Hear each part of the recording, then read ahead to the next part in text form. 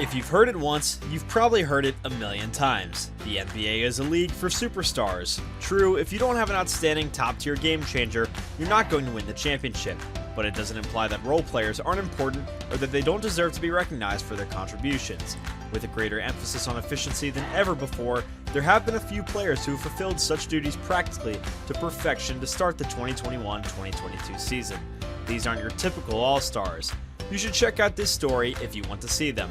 Here, we'll look at 5 players that may be flying under the radar, yet have had strong beginnings to the season. First up, Pat Connaughton. According to Synergy Sports, Connaughton ranks 4th in the league in offensive efficiency with 1.184 points per possession among players with at least 300 possessions. Connaughton is not only setting career highs in points per game at 11.1 and 3-point percentage at 40.3, but he's also being used in a variety of ways.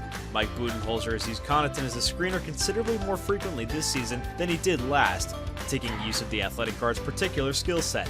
Connaughton's quickness and strength allow him to get to the rim, where he ranks in the 90th percentile in the league as a finisher, similar to smaller players like Bruce Brown and Gary Payton Jr. Connaughton's ability to be a pop threat distinguishes him from players like Brown and Payton.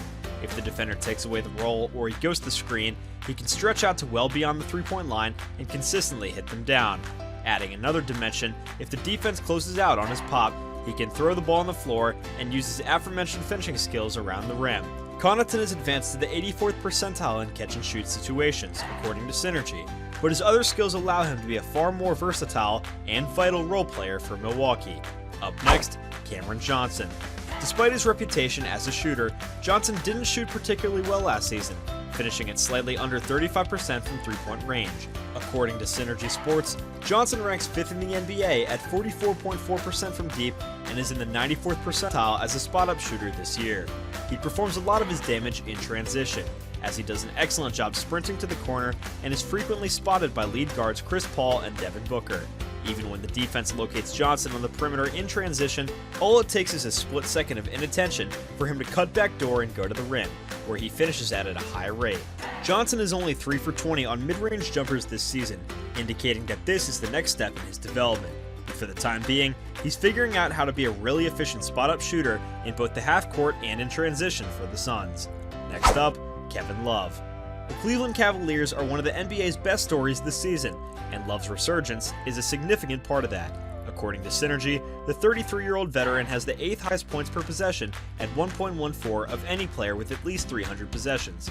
He's scoring 2 more points in 3 fewer minutes per game than last year and shooting a career-high 43% from outside the arc, while also grabbing 7.6 rebounds a night.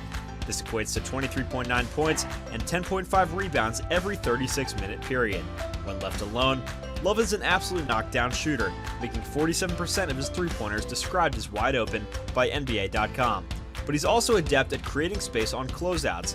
Love could put on a clinic on the pump-fake slide dribble, while also staying behind the three-point line when the defender goes by. He's also been able to play alongside other big guys, and we all know how much Cleveland coach J.B. Bickerstaff loves to go big, by using his vision and touch to get the ball to Evan Mobley and Jarrett Allen near the basket, where they're both terrific finishers. With his shooting, rebounding, passing, and durability this season, Love has shown that he's still a valuable player after many dismissed him. Ironically, now that his trade value is at an all-time high, the Cavs may be reluctant to let him go. Up next, Seth Curry. Curry has gradually emerged from his older brother's shadow as his career has progressed, and he's presently having one of the most efficient seasons in the NBA. Okay, so he hits a lot of threes. Of course advanced metrics love him, you could be thinking. Curry's offensive performance, though, extends much beyond his long-distance shooting talent.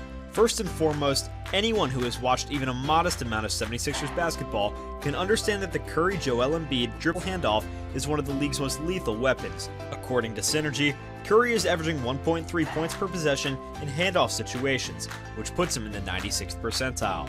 He and Embiid have formed an unbreakable bond that makes them particularly impossible to stop, and it allows Curry to get a lot of open shots from the mid-range, where he's shooting 59%, the best in the NBA. What you may not know about Curry is that he's been an excellent pick-and-roll ball handler this season. When passes are counted, Curry has been the most efficient pick-and-roll player in the NBA with at least 300 possessions. Curry has flourished with the extra playmaking duty this season, with Ben Simmons yet to play this year and players in and out of the lineup due to health and safety procedures. He has no trouble rising off a pick if the defender gives him too much room. but he can also find the roll man or cutter for an easy basket. Curry is averaging a career-high 3.9 assists per game to go with 16.3 points per game on 51, 41, and 87 shooting splits as a result of his progress and opportunity. It's safe to say that the 76ers would not be where they were today if he wasn't there. Last up on our list is Josh Hart.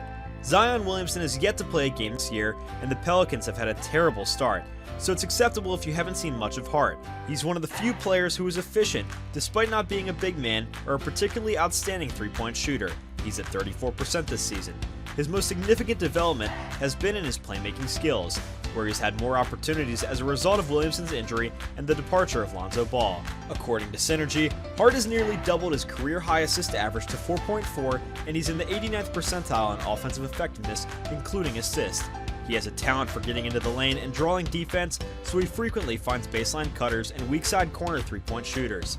He gets a lot of defensive attention in the lane because he's a great finisher for his 6'5" frame.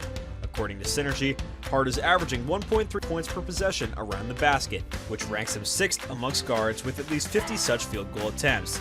He's not a high flyer, but he combines his strength, angles, and touch to consistently put the ball in the basket. Well guys, thank you so much for tuning in. Be sure to smash that like button, subscribe to Top NBA, and ring that notification bell so that you never miss a video.